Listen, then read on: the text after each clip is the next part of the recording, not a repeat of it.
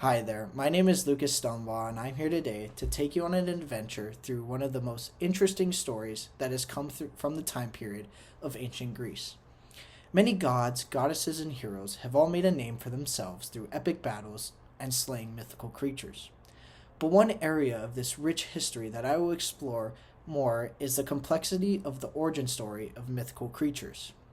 But more specifically, the theme behind it all, that the notion that some of these beings were created out of spite from the gods above for the actions of the mere mortals. And in this case, we will be exploring together the story behind the Minotaur and the events that led to its creation and all the way to its fatal ending with Theseus. First off, let's get some background as to how a beast could have been created and what events transpired in this creation story. Well, you see, the gods and goddesses have their own unique relationship with mortals, and that being they love when they are worshipped, however, take things to the extreme when provided the slightest inconvenience. King Minos is tasked with sacrificing a bull for the god Poseidon, and instead of killing the best bull, he tries to be sneaky and provides maybe the next best thing, and it does not go unnoticed.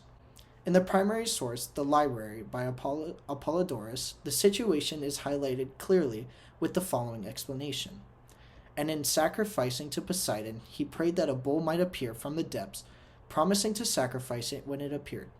Poseidon did send him up a fine bull, and Minos obtained the kingdom, but he sent the bull to the herds and sacrificed another. Now, when you make a god mad, they tend to go maybe a little too far in the punishment, and in this case, Poseidon decided to make King Minos' wife Pasiphae fall in love with an elegant bull. And out of this love spell came the creation of the Minotaur, a beast with the body of a human and the head of a bull. Now, what do you do when you have such a creature roaming the land? That's right, you stick it in a cage, or sort of speak. In another primary source, the Library of History by Diodorus Siculus, this is described as a place in which to keep this monstrous thing.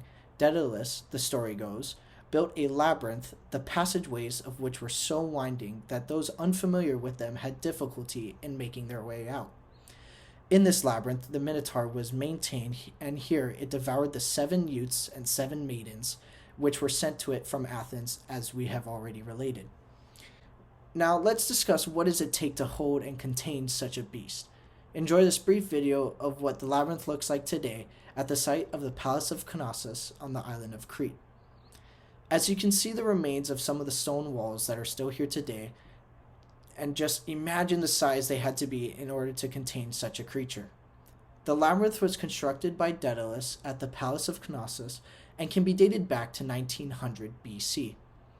The structure had one purpose and one purpose only, and that was to keep the beast in with a confusing stone maze with the Minotaur in the center. Now, the labyrinth holds its purpose until the epic battle that is between the Minotaur and Theseus. And there are many methods as to how a man could kill such a creature like the Minotaur, and one of those ideas is that he was able to sneak in a weapon with him when he entered the labyrinth and able to defeat the Minotaur. However he did it can be up to you, and there is a statue at the Victoria and Albert Museum by Cassava Antonio titled Theseus and the Minotaur, and it was constructed in 1782, where it depicts Theseus kneeling on top of the Minotaur and slaying the beast. So our story has come full circle, and now you have a little more about the origin story of the Minotaur. And so I ask you this, did Poseidon go too far with this one, or was a raging half-bull, half-man just the right message to send to the mortals not to piss him off again? And studying this idea that mythical creatures were more than likely created out of spite from the gods is an important lesson learned from ancient Greece, as it hints that the gods are never perfect and that the relationship between them and the mortals is shaky at best. Thank you.